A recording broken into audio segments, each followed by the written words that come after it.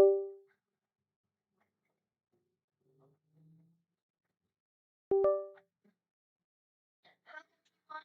evening to all of you watching this video. I am Mannat Sharma from Oliveboard and I'm here with a very important session for all of you, all those who are preparing for these regulatory examinations, like all those who are preparing for RBI Grade B or any other exam. You know, your RBI Grade B is approaching. For that, this class is going to be very, very important because we are going to cover 6 most important schemes of RBI today. ठीक है, सारी schemes जो भी RBI से related हैं, 6 most important, we are going to discuss them in detail. Fine. Just let me know if my audio and video is clear, all of you. Write down in the comment section so that we can have the class in a smooth and continuous manner. Apart from that, if there's anyone new here and you want to connect with me on Telegram, Mannat Educator is my Telegram handle. You can connect with me over there for any kind of updates related to such classes. ठीक है? Good evening, Rahul, John. Very good evening to all of you. The voice is a little low. I will have to get it checked again then because I don't know what's the problem with the audio. Okay, wait. Okay, now let me know if the audio is clear. Better now? Is it better now? I did a few changes in the settings.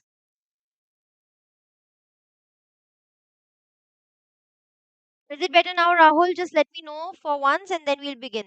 It's better now. है ना? Actually, the connection was a little different. Chalo then let's begin. Okay, John, Abhigyan, Rahul, let's start with the class. But before that, if you want to download this YouTube class PDF, you can do it from the Oliveboard app. Just go to the courses section in the Oliveboard app. ठीक है? Courses section, वहाँ पे there's going to be a separate YouTube class PDFs folder. You can download it from here. All right? चलिए.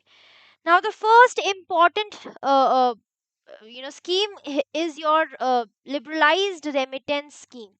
From the word you can understand that we are basically talking about remittances, or you can say when we have to send money abroad, है ना? When we have to send money abroad, in that case remittances mean which these are one sided payments, right? These are one sided payments, or we call them unilateral payments, right? That is what we call them, है ना? So we are talking about liberalized remittance scheme when we are able to easily send money abroad.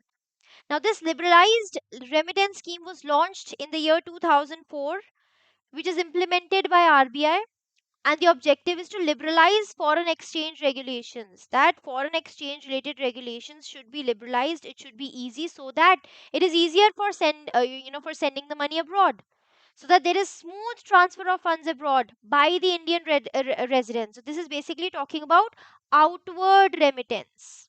We're talking about outward remittance, wherein we have to send the money abroad, Indian residents, right?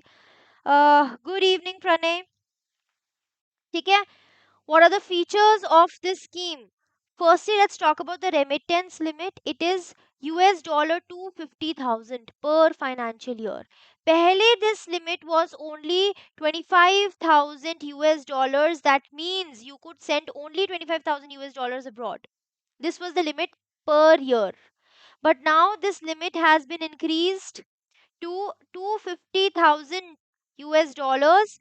Uh, you know, uh, per year, per financial year. Okay, remember this thing, and this is applicable for current account, capital account transactions, or both.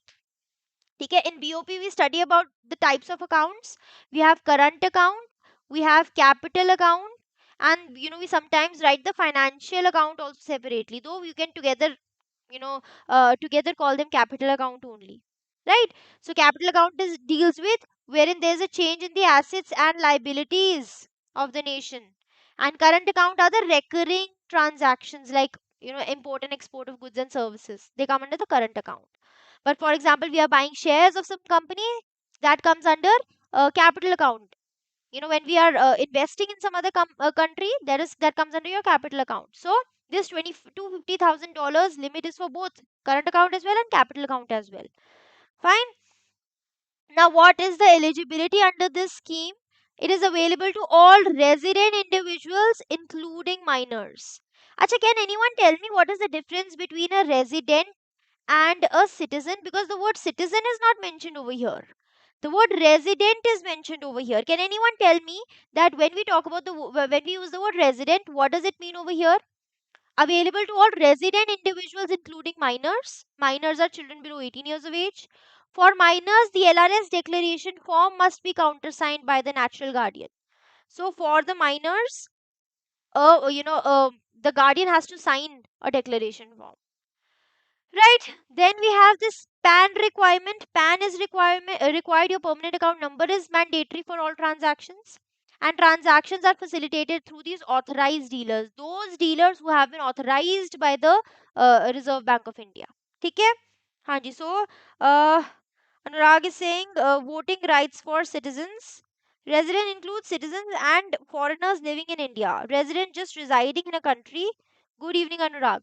हाँ. So, resident is someone who is just living in that particular area.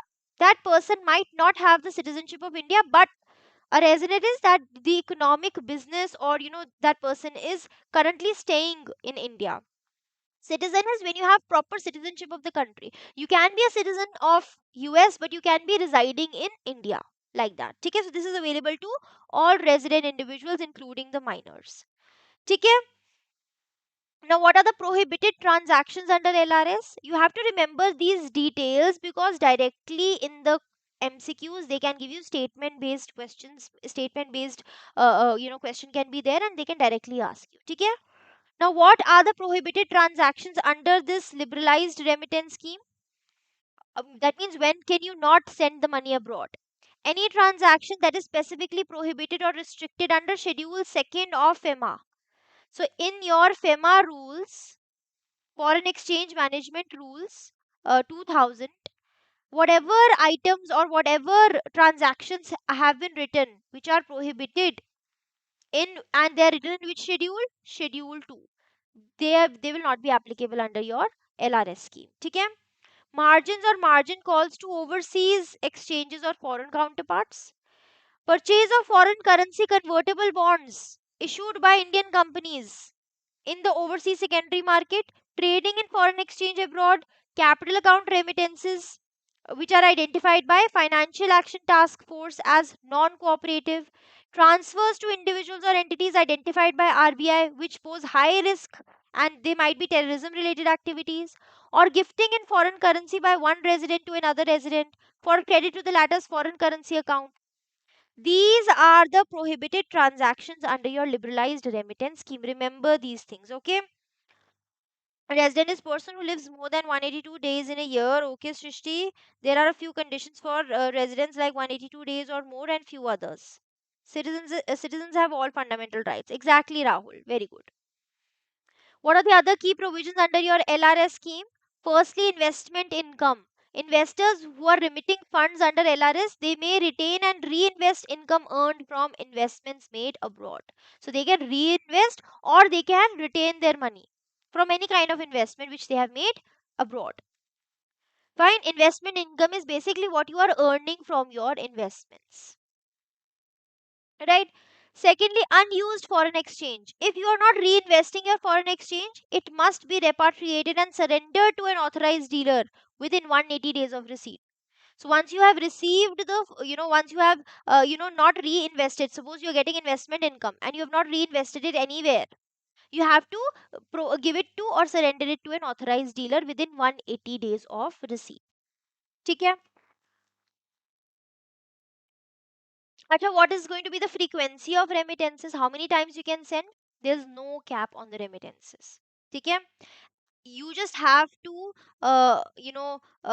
comply with this $250,000 limit. Otherwise, jitni bari bhi, this limit has to be satisfied. Otherwise, the frequency of transactions can be as much as you want to send the money. Okay? Then currency options. Remittances can be made in any freely convertible foreign currency. So remittances, which is freely convertible. That means when it is easy to convert one currency into another, any foreign currency may you can make the remittances. You have options available. Who are the ineligible entities? It is not applicable to corporates, partnership firms, Hindu undivided families, and trusts. Okay? It is not, these entities are ineligible. Sole proprietorship is an exception. In case of sole proprietorship, the owner can remit up to 250,000 US dollars. Okay? And remittances to IFSCs. Indian residents are permitted to remit funds to international financial services centers under this framework. Okay, these are the provisions under your liberalized remittance scheme. You have to remember all these basic details. Do not forget. Okay. Next is your interest equalization scheme on pre and post shipment rupee export credit. So what are we talking about?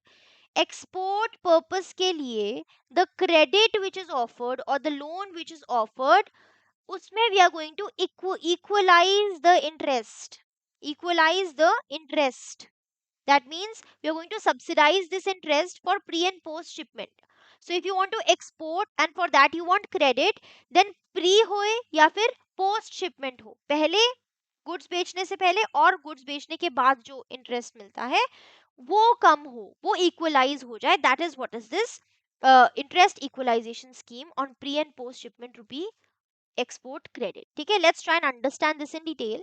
When was this launched? 2015. Launch वाला year is very important. This is the simplest way you can answer the question really correctly. ठीक है,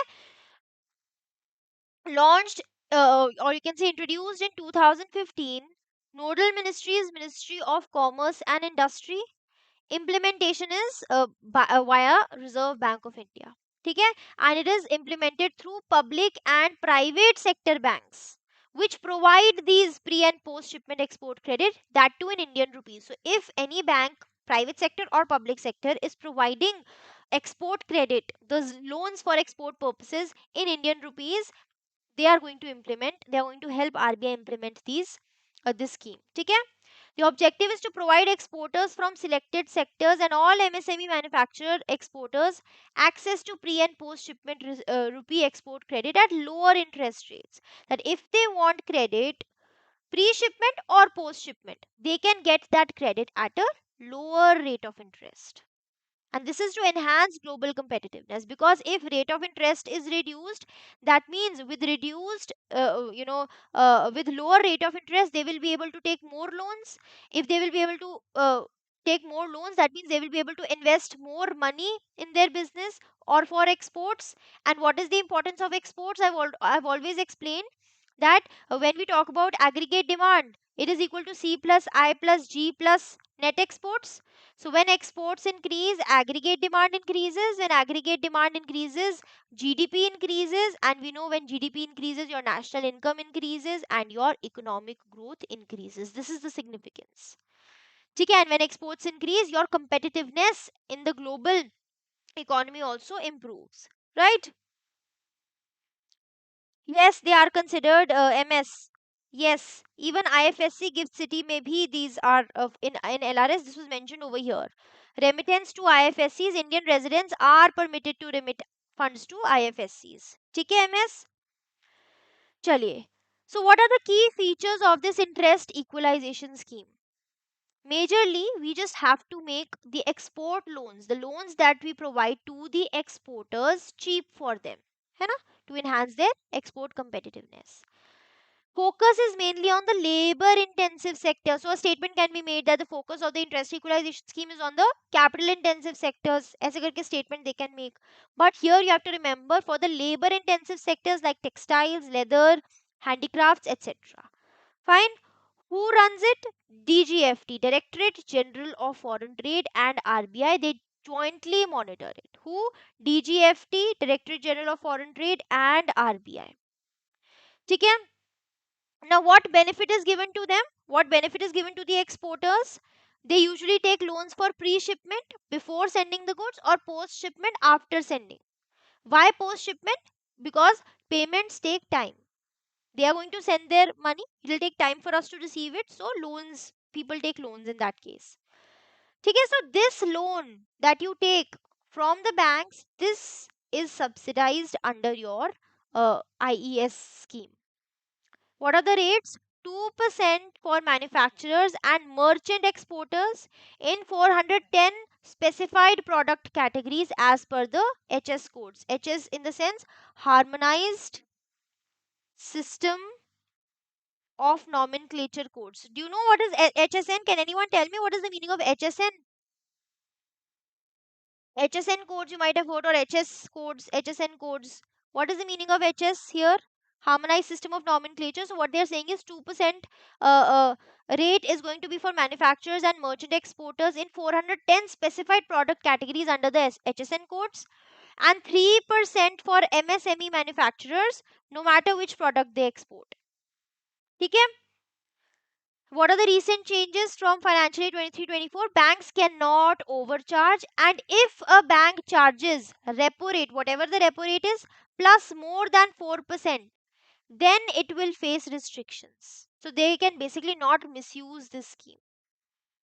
Okay, and an exporter can now get subsidy only up to 10 crore per year as per IEC. Earlier, no such limit was existed, but now there has been a limit that 10 crore per year se zyada subsidy cannot be provided.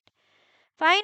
System to classify goods, universal system, exactly. So HSN code is like basically whatever one kind of item. For example, you are manufacturing paper, है ना? तो paper का texture and paper का stuff from which plant it has been made, that those details are mentioned. Now those details are going to be same whether it's in India, whether it's in Africa, है ना? So whatever product category that particular type of paper comes in, a code is provided. Harmonized system of nomenclature code is provided to harmonize the same kinds of product under one category. ठीक है? So it's like a universal system. Absolutely correct. ठीक है? Fine, so this was your interest equalization scheme. I hope this is clear. In simple terms, if you want to take loans for export purposes, whether pre-shipment or post-shipment, you can get the loans at a subsidized interest rate. Fine. Then we have Payments Infrastructure Development Fund, PIDF. When was it launched? 2021. RBI is the implementing agency. What is the objective? Objective is to expand acceptance devices across India. Now, what do you mean by acceptance devices? Can anyone tell me what is meant by acceptance devices over here? Acceptance devices. Read the basic news over basic scheme over here. Payments Infrastructure Development Fund. This is a fund which has been made for developing infrastructure for easy and digital payments. ठीक है? So acceptance devices across India have to be expanded. Reduce acceptance infrastructure costs for the banks, non-banks, and merchants. So acceptance devices are nothing but some devices जिससे digital payments receive करना becomes easy. ठीक है? The purpose of the scheme is to increase the number of places, shops, vendors, etc., where people can easily make digital payments. To make it cheaper for banks, payment companies, merchants to set up payment machines or devices.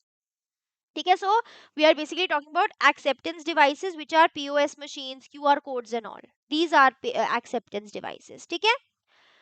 So under this PIDF fund, we are going to provide money to these banks, non-banks, and all, so that they can build this acceptance devices infrastructure and to reduce the cost for them, so that the digital payments become easy. Basically, POS system or system to accept payment like QR codes, POS terminals, etc. Yes, POS devices, sound boxes, exactly Abhigyan. ठीक है? So what is the tenure for this scheme? PIDF, 5 years. The scheme's tenure is 5 years from 2021 to 2025. It was initially for 3 years, but now it has been extended to this year. Fine. Just a second.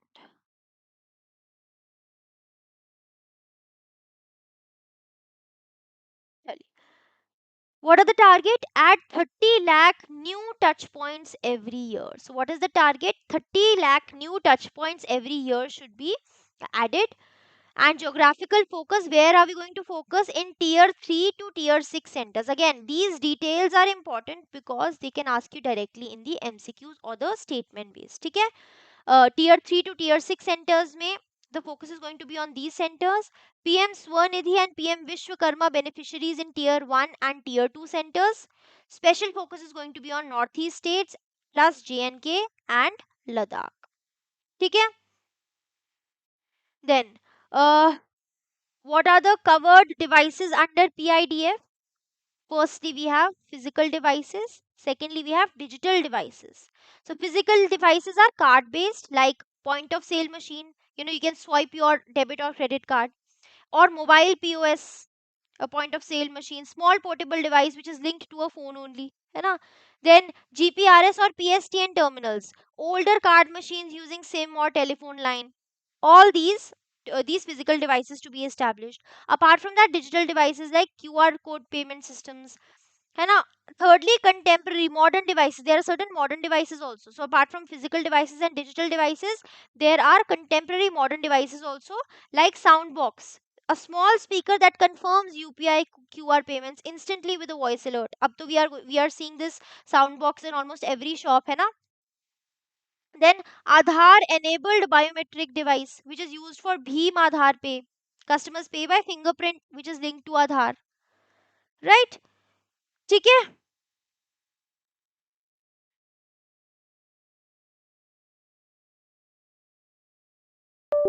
Is there a network issue?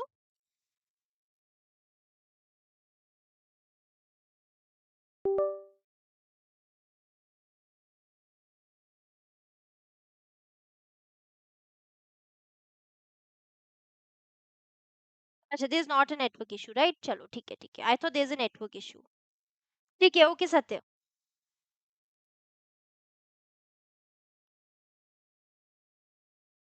चलिए, let's move forward. Okay, then there is there's something known as merchant limit rule. What is this merchant limit rule? That how many devices a shop can get under this PIDF subsidy. ऐसे तो you can get a lot of subsidies for so many devices. So there is a limit कि how many devices a shop can get under this PIDF subsidy. How much subsidy or how many devices under this subsidy. So if I talk about the normal areas, the regular cities or towns, each merchant can get one physical device like POS, one digital or one contemporary device. Okay, one physical, one digital or contemporary device. That means two devices. And in special focus areas like rural areas or northeast areas or hilly or tribal areas, each merchant can get one physical device, one digital device, and one contemporary device. Okay, three devices that means. Okay, okay. Then, what is the corpus and contributions? The initial, if I talk about the initial fund setup, RBI started the fund with 250 crores. Okay, RBI started the fund with 250 crores. And banks and card networks like Visa, Mastercard, RuPay, they also have to contribute mandatorily. Okay, so 250 crore ka starter, the fund was started by RBI, and banks and card networks also have to contribute mandatory. They have to give in regular or recurring contributions. Card networks like Visa, Mastercard, RuPay, they are going to pay 0.01%. That means 1 basis points per transaction. So per transaction, how much contribution they are going to do? 0.01%, 1 basis points. ठीक है? Banks on debit cards, 1 basis per transaction, 1 basis points per transaction, plus 1 rupee for every new debit card issue. This is going to be the contribution of the banks on debit cards. On credit cards, what is going to be their contribution? 2 basis points per transaction plus rupees 3 for every new credit card issue. Right? Then there's a collection timeline. Contributions are collected how many times a year? Twice a year. On 31st January based on the December data, and 31st July based on the June data. So twice. Okay, and if these contributions are not enough, then RBI is going to fill up the gap. Right? These are the corpus and contributions. Fine. If I talk about the subsidy details, then for physical devices up to 10,000 subsidy. ठीक है, digital devices up to 300 subsidy, contemporary devices up to 2000, special focus area subsidies raised from 75% to 90% from 1st October 2023. This is the latest edition. Okay. Then if I talk about other conditions, 75% subsidy released upfront, 25% after performance check. So 70, whatever subsidy is you are offering, for example, you're offering 100 rupees subsidy, उसमें से 75 will be offered to you initially, and after checking your performance, how you have performed, बाकी का 25% you will get later on. And the device must remain active in 3 out of 4 quarters. ऐसा नहीं आपने device ले लिया and it is not active only, right? Minimum usage is 50 transactions in 90 days, and it is active for at least 10 days in 90 days. These are details that you have to remember. These conditions details you have to remember. Okay? Double claims from NABARD or other sources is not allowed.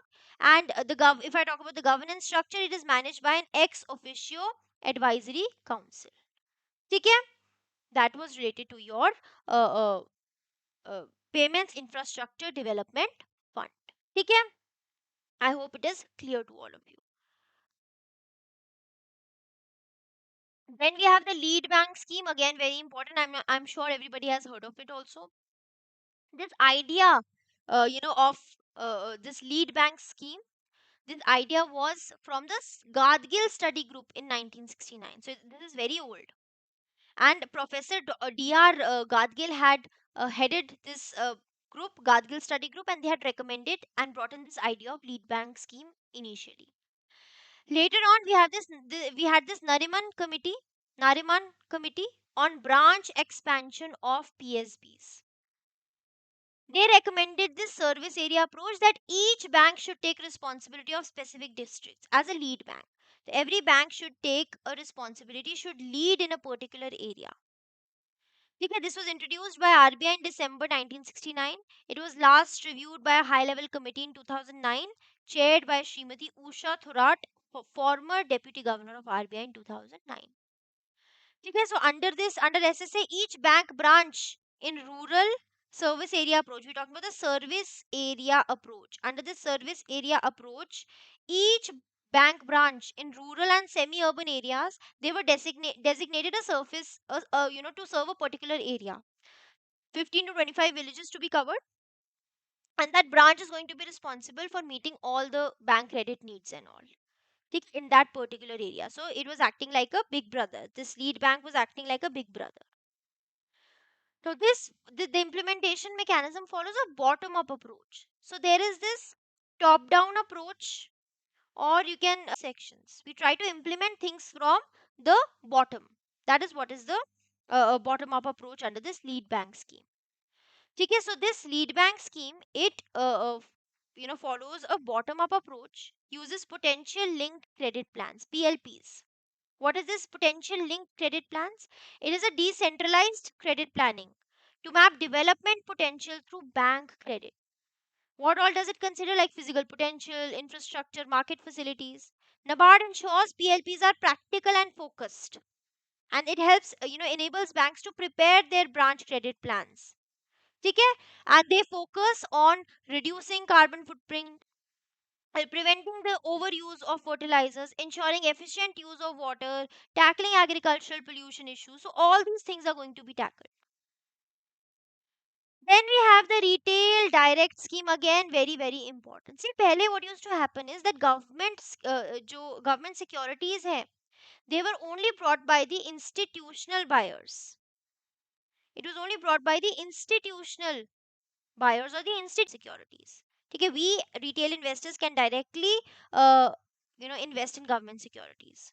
When was it announced? 12th July 2021.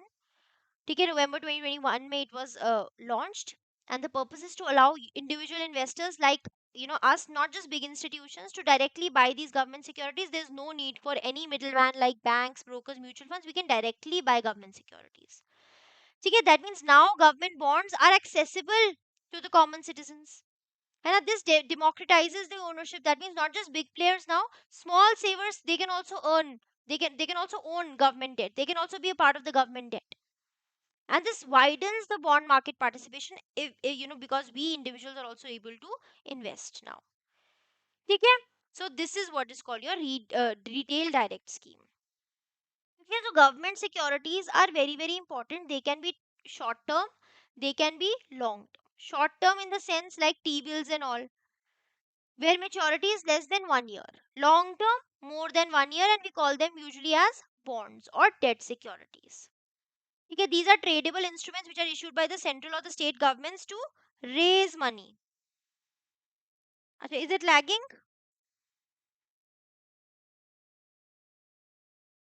Okay, just a second, let me check.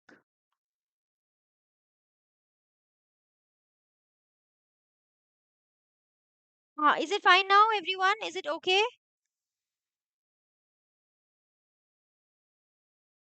Is it okay now?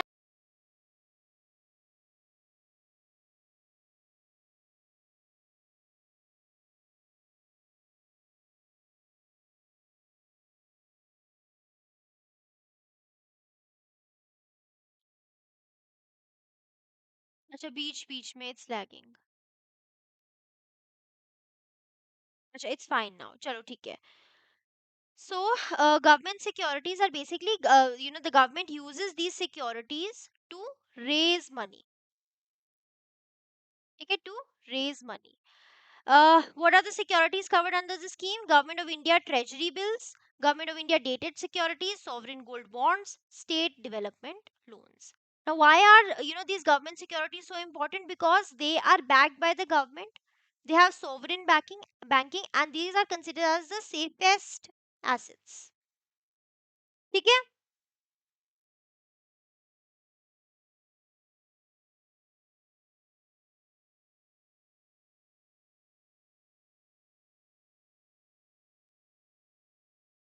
I hope it's fine now. Satya is saying it's fine. MS is saying it's stuck. Is it stuck or it's fine? It looks fine to me. Chalo, just let me know in the comment section and I'll continue. Right. Now, what are the objectives of this retail direct scheme? Now, this scheme, is through an online portal. The retail investors through the online portal, they can, open and maintain an RDG account. ठीक है, what is this RDG account? Retail Direct Gilt Account. So through the online portal, the retail investors, they can open and maintain this RDG account. They can participate in primary issuance of government securities. This NDSOM, your negotiated dealing system order matching. ठीक है, trade in the secondary market can be done. And RBI's electronic screen based trading platform for government securities, this NDSOM, what is this? This is a electronic screen based trading platform. Through this, the retail investors can trade, they can issue. Fine. So what is a gilt account? A gilt account is like a bank account. So यहाँ पे instead of money, it holds government securities, and that is what is called your retail direct gilt account. ठीक है? So you can do it through the online portal. It's very easy. Through the online portal, the retailers, they can, the retail investors, they can issue, issue these, they can buy these government securities. Fine. And if I talk about eligibility, retail investors can register if they have rupee savings bank account in India, if they have a PAN account number, if they have a KYC compliant officially valid document, if they have a valid email ID and a registered mobile number. Non-resident investors can also invest as per FEMA 1999. An account can be opened singly or jointly. It depends. Okay, this is the eligibility criteria. Okay, this is the eligibility criteria under your retail direct scheme. What are the facilities provided? Zero charges for account opening, so no charge for opening up an account or maintenance of the account. Very easy payments, internet banking or UPI. And investor services include transaction and balance statements, nomination facility, pledge of securities, gift transactions of securities. All these are investor services. Why is this scheme important? Because it enhances retail participation. We individuals can also participate in India's government debt market. It is easy, transparent, safe access for us to buy government securities. It helps us in mobilizing household savings, supports the development of deep, liquid, and diversified bond market. Right? So this is a direct retail access to government securities via RBI. It covers T-bills, bonds, sovereign gold bonds, SDLs. No intermediary is required. Provides primary and secondary market access. It has a user-friendly online portal, UPI enabled. There is no fees. So this is a very good scheme of uh, the RBI. Fine. So this was your retail direct scheme. Last scheme which is important from your exam point of view, is your RBI integrated ombudsman scheme. Can anyone tell me what is the meaning of ombudsman?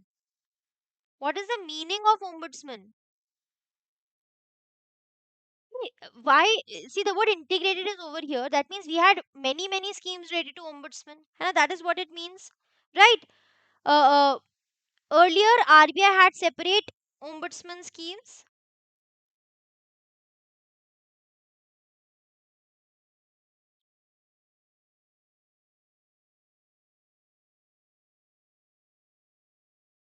Just a second.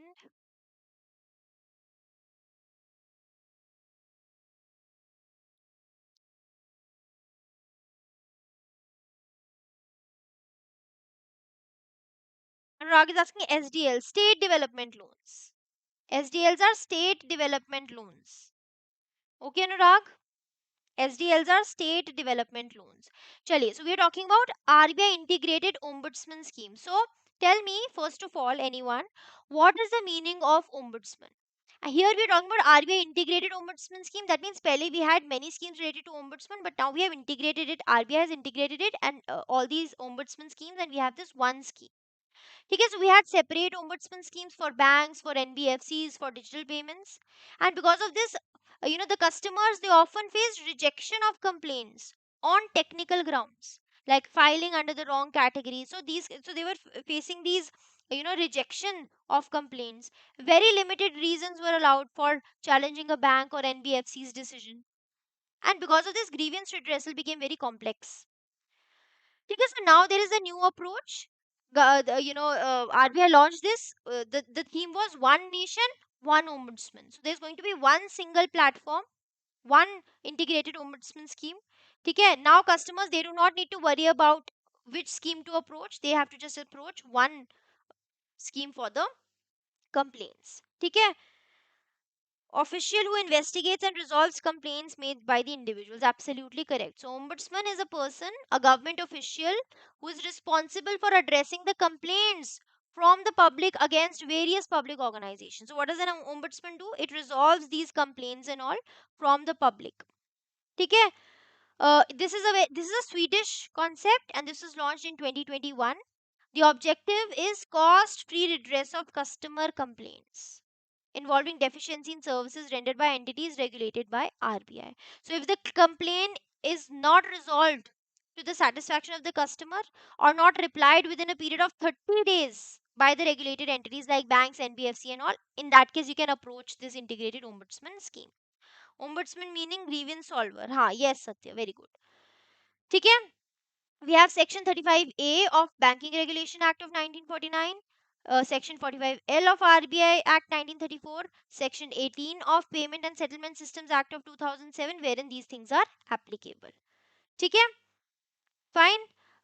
How many schemes have we merged? We have merged this banking ombudsman scheme of 2006, ombudsman scheme for non-banking financial companies 2018, ombudsman scheme for digital transaction 2019. We've merged into this RBI integrated ombudsman scheme of 2021.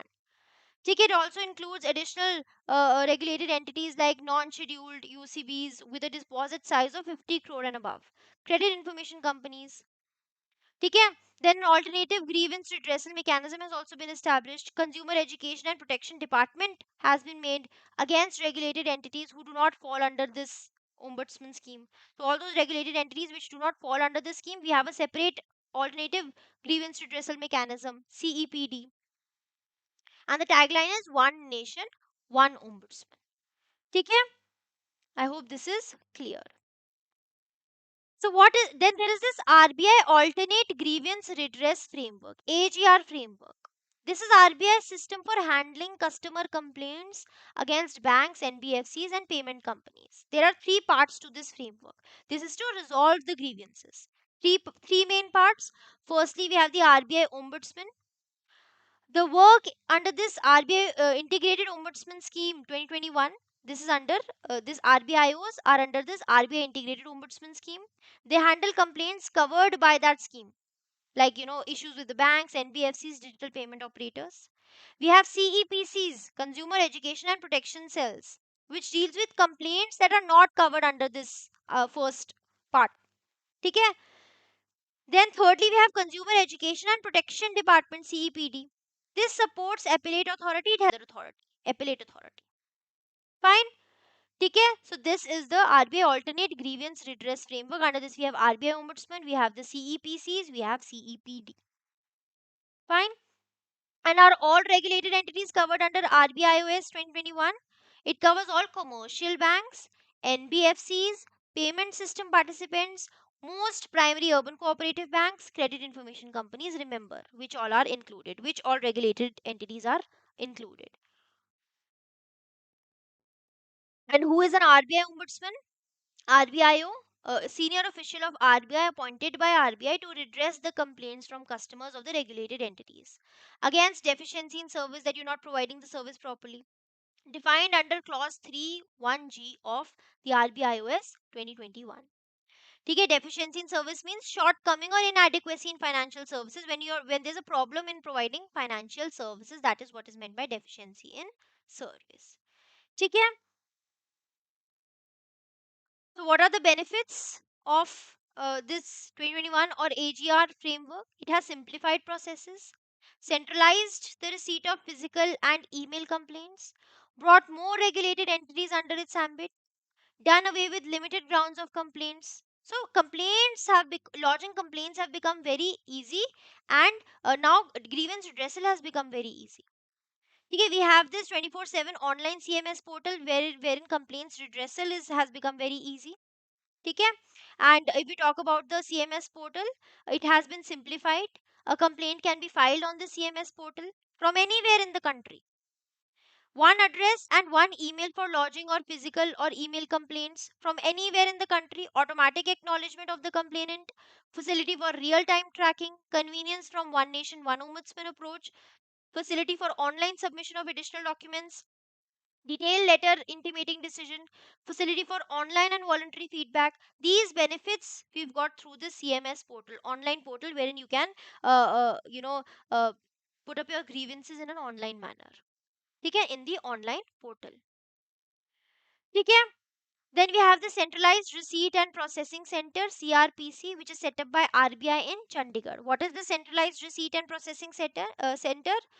This is set up in our, in Chandigarh by RBI to handle complaints sent through physical mode. So if somebody is sending the complaints not through the online mode, online ke liye we have the CMS portal. But if somebody is sending letters or post, but via physical mode, if they are sending the complaints, then we have this centralized receipt and processing center. How does it work? The CRPC receives the complaint. They do initial checking and all, scrutiny, processing and all. Complaint is uploaded to RBI's CMS system. So basically, this is like an intermediary कि इनको लिख के दे दो and they are going to file an online complaint. ठीक है? And from this complaint management system CMS, it is assigned to RBI Ombudsman Office if it falls under the 2021 rules, or Consumer Education and Protection Cells if outside the RBI OS scheme. ठीक है? And right now, the offices of RBI Ombudsman are functioning from 22 locations across India. 22 locations. ठीक है? Fine. So this was your CRPC. And who all are covered under the RBI iOS? Just to have a basic idea, all types of commercial banks, public sector banks, private sector banks, foreign banks, local area banks, small finance banks, payment banks, RRBs, cooperative banks, scheduled and non-scheduled primary urban cooperative banks with deposits of more than equal to 50 crores. So if the deposits are more than equal to 50 crore based on previous year's audited balance sheet, that is what these are uh, eligible. ठीक है? These are covered under this scheme. Then NBFCs are also covered, which are registered with RBI. ठीक है?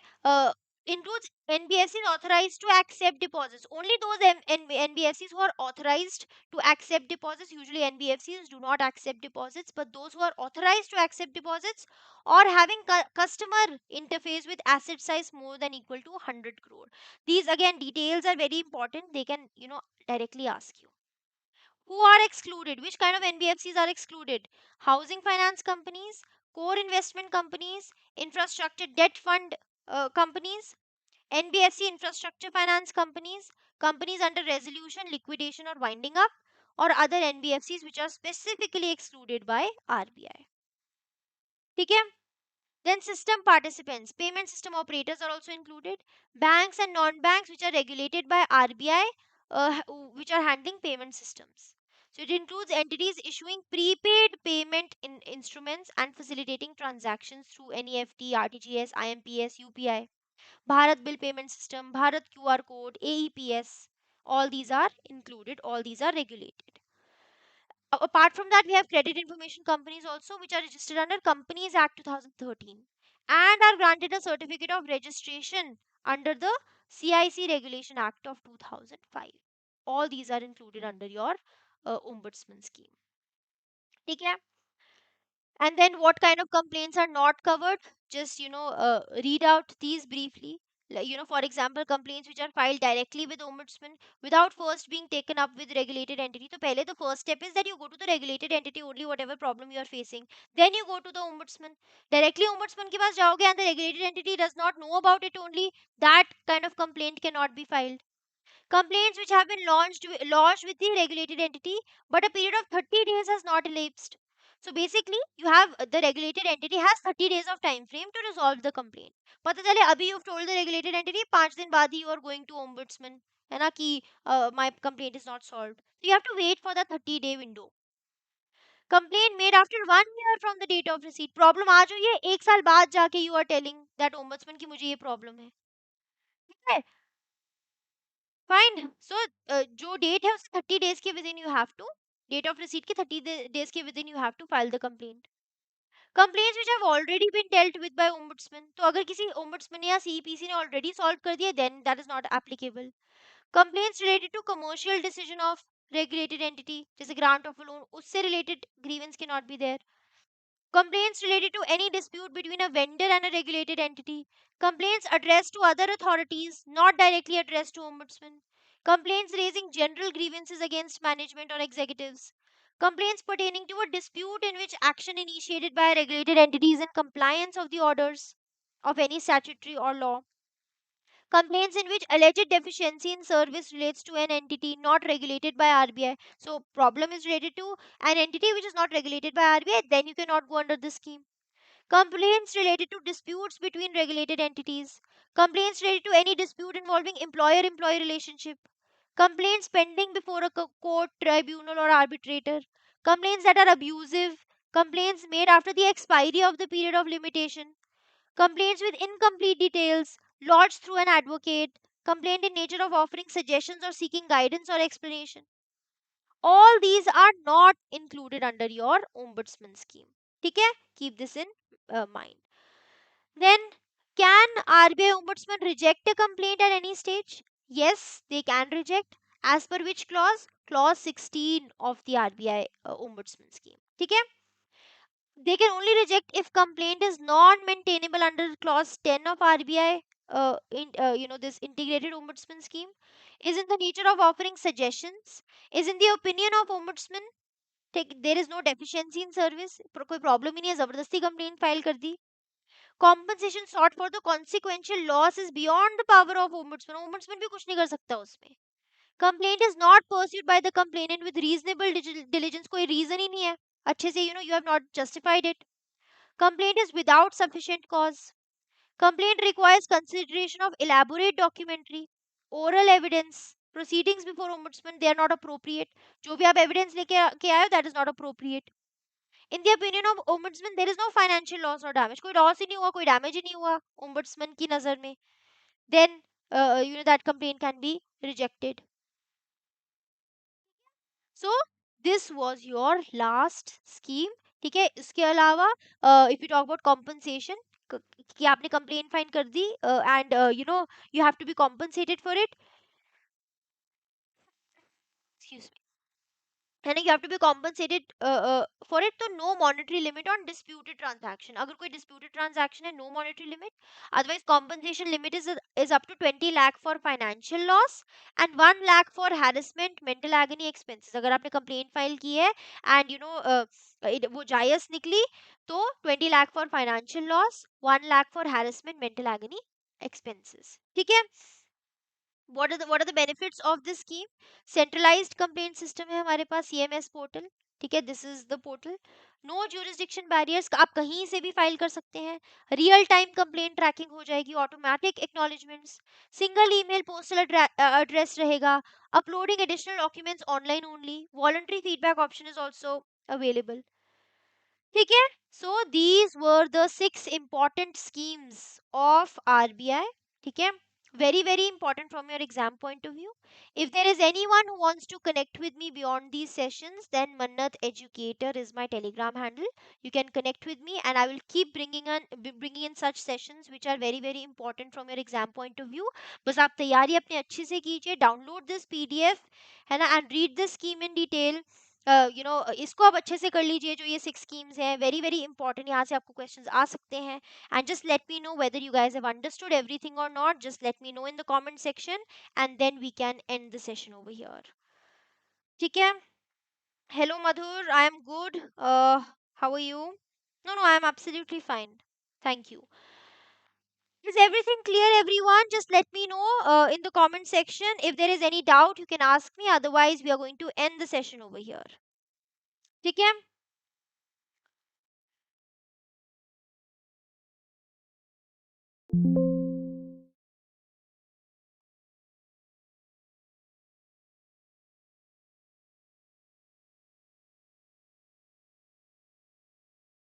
Okay सत्य, अनुराग. चलिए ठीक है. Okay, then let's end the session over here. Thank you so much, everyone. Have a good night, and I will see you all in my next one.